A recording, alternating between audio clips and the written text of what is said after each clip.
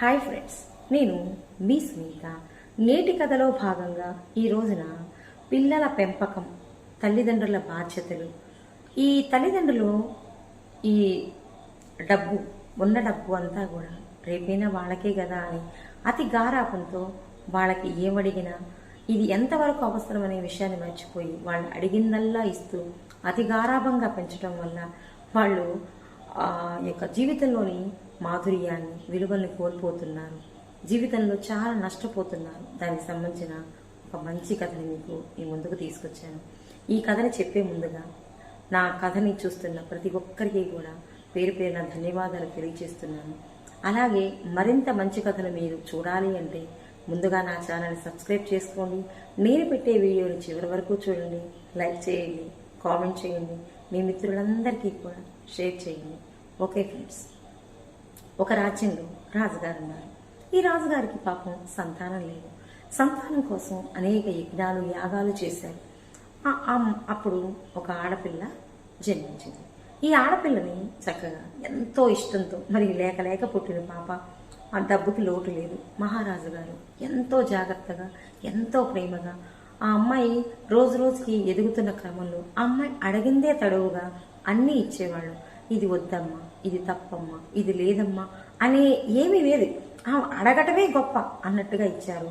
అలా ఆ అమ్మాయి చక్కగా ఎదుగుతూ వచ్చింది. చక్కటి అందమైన అమ్మాయి. అమ్మాయి చక్కగా యవ్వనవతి కూడా అయ్యింది. ఇక పెళ్ళిళ్ళు, పేరెంటాలు చేయాలి కదా. ఇక అమ్మాయి రోజు రోజుకి తన అతి గారాపంతో, మొండితనంతో పెంకిగా తయారవుతుందనమాట. ఒకరోజు నాన్నగారు, నేను విహారయాత్రకి బయలుదేరుతాను, అడవిలో వనవిహారానికి అని చెప్పింది. ఓ తప్పకుండా అమ్మ అని చెప్పేసి కొంతమంది చెరికెత్తలతోనూ చక్కగా సైనికుల నుంచి పంపించడం జరిగింది. అలాగా ఆ అమ్మాయి అడవిలో వనవిహారానికి వెళ్ళింది. ఈ వనవిహారంలో భాగంగా ఒక ప్రదేశానికి రాగానే చుట్టూ అందమైన పూల తోటలు, జలపాతాలు, అక్కడ వాతావరణం చాలా ఆహ్లాదంగా ఉంది, చాలా అందంగా ఉంది. అక్కడ మరి తోటలు ఉన్నప్పుడు మంచి సువాసనతోనూ, వాటి మీద వాలే సీతాకోక చిలుకలతోనూ, అక్కడ ప్రకృతి నీటి మడుగుండేసరికి జంతువులతోనూ ఎంతో సుందరంగా ఉందన్నమాట. ఆ దృశ్యాన్ని చూడటానికి దగ్గరగా వెళ్ళి చూద్దామన్న ఉద్దేశంతో అందరూ దిగి అక్కడికి వెళుతూ ఉన్నారనమాట. ఈ క్రమంలో అక్కడ ఆ యొక్క జలపాతం నుంచి ఒక అమ్మాయి నడుచుకుంటూ వస్తుంది. ఆ అమ్మాయి రూపం ఎంత సౌకుమార్యంగా ఉందో, ఎంత లాలిత్యంగా ఉందో, చాలా అందంగా ఉంది ఆ అమ్మాయి. ఎంత అందంగా ఉందంటే నేత చీర కట్టుకొని ఒయ్యారంగా నడుం మీద ఒక మట్టి కడవలో నీళ్లు తీసుకొని వస్తూ ఉందన్నమాట. ఆ అమ్మాయిని చూడంగానే ఒక స్త్రీ అయ్యింది ఆ చెలికత్తెలు ఆ అమ్మాయి రూపానికి చాలా మెచ్చుకున్నారు. యువరాణి, ఆ అమ్మాయి ఎంత అందంగా ఉంది, చాలా బాగుంది కదా అనగానే ఎప్పుడు తనను పొగిడే చెలికత్తెలు వేరే స్త్రీని పొగడగానే ఆ యువరాణి మనసులో ఒక గుబులు మొదలైంది.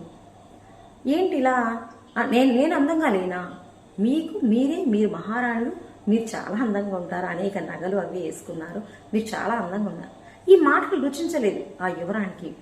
నేను అందంగా ఉన్నాను, ఆమె నాకన్నా అందంగా ఉందా ఏంటి, ఆమె కట్టుకున్న చీర వల్ల అందం వచ్చింది, ఆ చీర నేను కట్టుకుంటే నేను అందంగానే ఉంటాను అంది. లేదు, మీరు ఎన్నైనా చెప్పండి, ఆ సౌకుమార్యం మీకు ఎలాగో లేదు, ఆ సౌకుమార్యం అంతే, చాలా అందంగా ఉంది అని చెప్పేసి ఆ చనువు కొద్దీ మాట్లాడడం జరిగింది. అది ఆ అమ్మాయి పంతంలా తీసుకుంది. లేదు, ఆ చీర నేను కట్టుకుంటే ఇంకా బాగుంటాను, చూడు నేను అడుగుతానని చెప్పేసి ఆ అమ్మాయి దగ్గరగా వెళ్ళింది. నేను ఈ దేశపు యువరాణిని అంది. అయితే నమస్కారం అమ్మా అంది. అయితే నువ్వు ఈ కట్టుకున్నావు కదా, ఈ చీర నాకు కావాలి అంది. నాకు కావాలి అంటే, అమ్మా నీకు కావాలి అంటే నా దగ్గర చీర లేదు, ఆశ్రమ ధర్మం ప్రకారం మాకు 2 చీరలే ఉంటాయి, ఒకటి మా ఒంటి మీద ఉంటే ఒకటి దండం మీద ఉంటుంది, తడిబట్ట అనమాట. కాబట్టి మీరు ఆ తడిబట్టను ఎలా వేసుకుంటారు, ఇప్పుడే వెతికి ఆరేసి స్నానం చేసి ఇలా వస్తున్నాను అని చెప్పేసి చెప్పిందనమాట. చెప్పేసరికి లేదు నాకు ఈ చీర కావాలి అంది. సరే, మీరు అంతగా ఇష్టపడుతున్నారు కాబట్టి మీరు 2 రోజుల వ్యవధి ఇవ్వండి, నేను చక్కగా ఈ చీర నేసి ఇస్తాను మీకు అని చెప్పింది.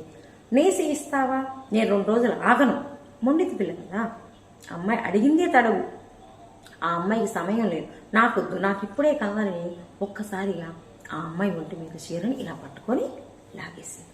లాగేసరికి అదే సమయానికి వాళ్ళ నాన్నగారైన ఋషి రావడం జరిగింది. చుట్టూ సైనికులు. అక్కడ వాతావరణం కొంచెం ఇబ్బందికరంగా ఉంది.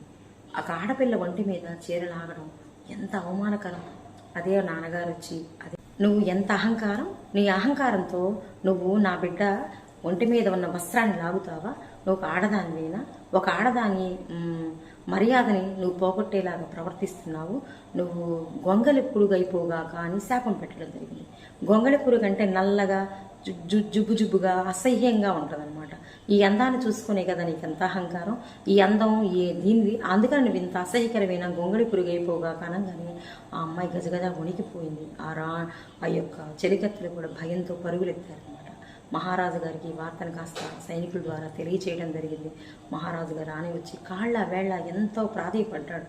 ఆయన అన్నారు, నేను నా నోటి నుంచి వచ్చిన వాక్కు వెనకపోదు, నేను ఆ అమ్మాయి రూపాన్ని నేను మార్చలేను అని చెప్పాడు.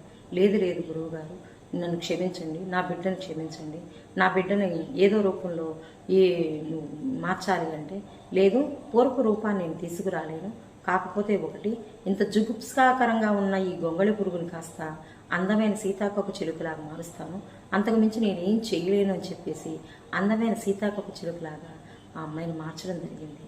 అదే సీత ఈ కోక కోసం గొడవపడి గొంగళి పురుగుగా మారి అది అందమైన సీతాకోక చిలుక అయింది. ఇది ఒక కథలాగా మనం పిల్లలకి చెప్తే బాగానే ఉంటుంది. అంటే ఒక గొంగళి పురుగు ఒక సీతాకోక చిలుక అవ్వడం ఇంకో కోణం అన్నమాట. ఇందులో నేను చెప్పే సూక్తి ఏంటి అంటే, పిల్లలకి ముందు ఆస్తులు అంతస్తులు కాదు, విలువలు నేర్పించాలి. తల్లిదండ్రులు ఏం కోరుకుంటున్నారు, వాళ్ళకి బిడ్డలుగా వాళ్ళు ఏంటి అంటే హక్కులు ఇస్తున్నాం, బాధ్యతలు నేర్పించడం లేదు.